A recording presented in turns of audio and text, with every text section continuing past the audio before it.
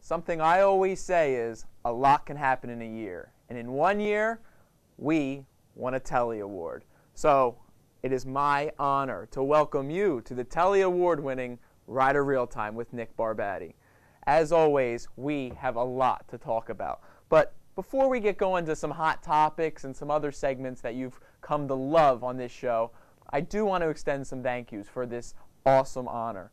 I didn't get to go to a ceremony that would give me the proper time to give an acceptance speech and express my gratitude for all involved, but I would like to do that today. Before I get to anybody else, I think I would especially like to thank Dan Pinkston, who has been my director from day one, and he was my director at first and producer. Now he's just the producer. Somewhere along the way, we adopted Jamie Mapu to be our director.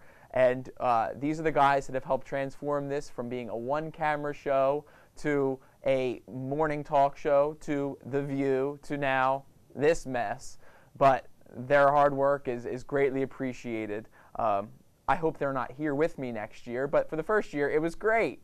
So, no, they've been wonderful. I also want to thank, of course, Dave Keenan and Cassie Iacobelli, who were my bosses as this thing was getting started.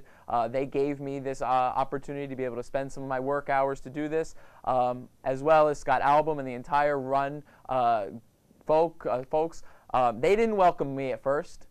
They didn't expand my budget, but slowly but surely, I've gotten some extra hands helping me along the way, so I'm very grateful for that. And I promise you that Season 2 will continue to be great. And I'll even promise you that there will be a Season 3. Don't ask me about Season 4. I need to start getting some more money for this kind of thing.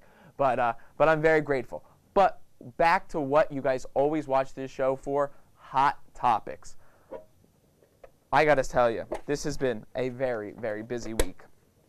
First of all, we're going to start with some music news, which you know, if you watch the show, I absolutely love. Monica this week returned to the scene with a new CD. It's called Still Standing, same title as her TV show, which has been running on BET. And it came out on Tuesday, this past Tuesday, and its first day sales indicate that it's going to sell just under 200,000 copies of the CD. Clearly, some things never change on Real Time. Thank you. Okay. All right. 200,000 copies of her new CD Still Standing. Now, this sells a lot. This says a bit of return to form. Monica, who has never been one of those female performers to really use her sex appeal to sell, and she's always had this big booming voice. And to be honest with you, it feels like Monica has been in the public eye for a really long time, and it's because she has. Her debut CD came out 15 years ago with, we all remember her from Don't Take It Personal. She was only 15 at the time, so she's still under 30. But this CD is a return to form after a really poorly performing CD back in 2006, which I actually really, really liked, which was called The Makings of Me. But it's really interesting because Monica was able to come back, and her contemporary in the 90s, Brandy, has not been able to. Monica is always had a little bit more of an edge to her than Brandy, but Brandy's CD, which was, I believe, called Departed, came out in 2008. Not a real performer at all. But Monica, I have to tell you, you were always my favorite from the 90s. You welcome back. I never really liked Brandy. I thought Moesha was a terrible show. I thought her songs were overrated, and I did not enjoy her. But what I do enjoy is 90s R&B music, which, if you've seen earlier episodes of the show, you would know that one of the earliest episodes of Real Time, we had Roberta Butler from Residence Life come in, and we spent a little bit of time talking about some of the great R&B songs that we both love, because we're good friends and we love to chat about that.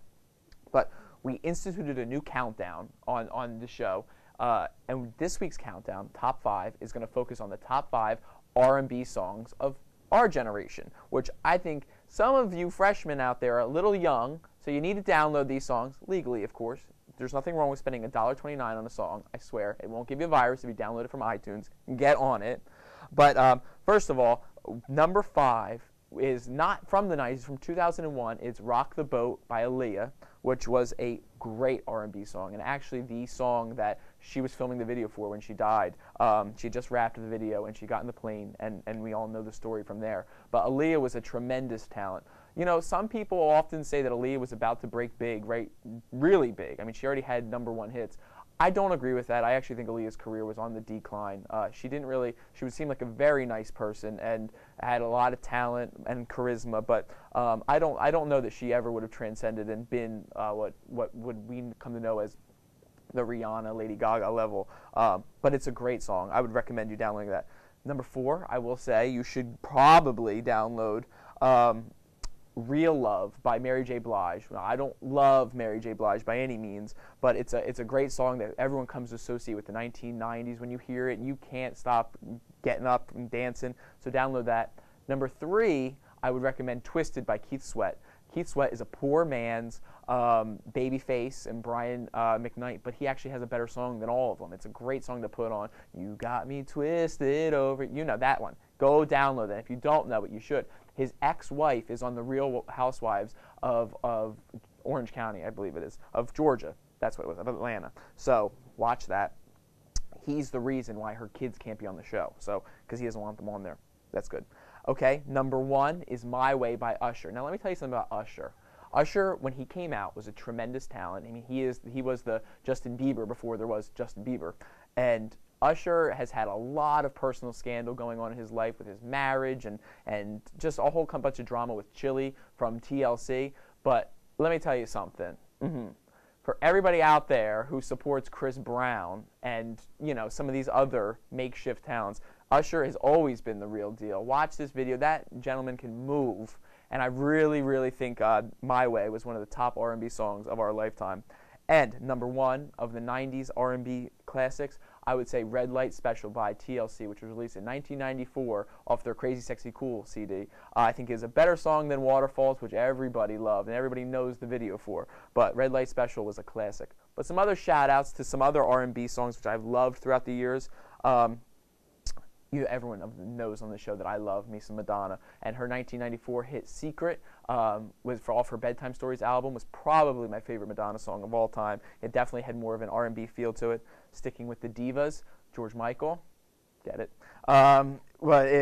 His last big hit in America was actually in 1996. It was called "Fast Love," a hybrid of pop but more so R&B music. One of the great songs of his career. I've seen him perform it live. It was tremendous. And that was before the... All right. Then there was Exhale, the song by Whitney Houston for Waiting to Exhale. It's a great song.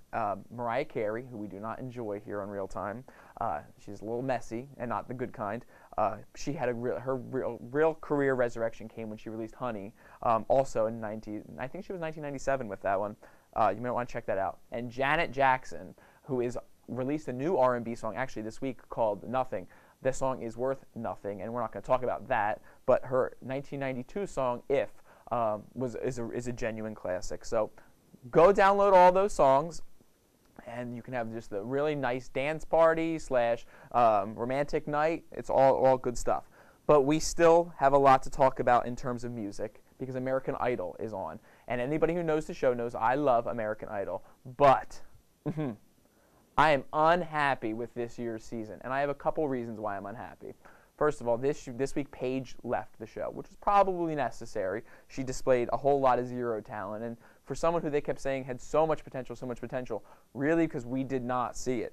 I will say this, someone else who had a lot of potential and who just hasn't shown anything is Ellen DeGeneres. You know, I'm instituting another new feature here on this show. It's called the of the Week. Ellen DeGeneres, you have inherited the of the week like nobody else. I feel as though she has added a lot of nothing to the show, has made more awkward moments than anything. And I actually think a little bit of a double standard is kind of taking place in terms of last year when Cara DioGuardi started, she got criticized heavily, left and right. Everyone hated her, nobody wanted her back, the whole 9 yards. Well, Ellen's coming in doing awkward things like storming the stage and hugging the contestants.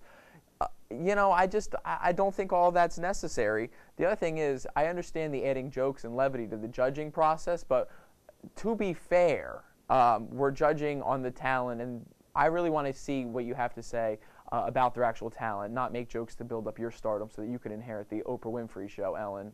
So, sorry, I don't want you back next season. But I will say, I think Cara DioGuardi has upped her game this year. I think she's really been giving some thoughtful suggestions to these contestants. I think her and Simon together are great.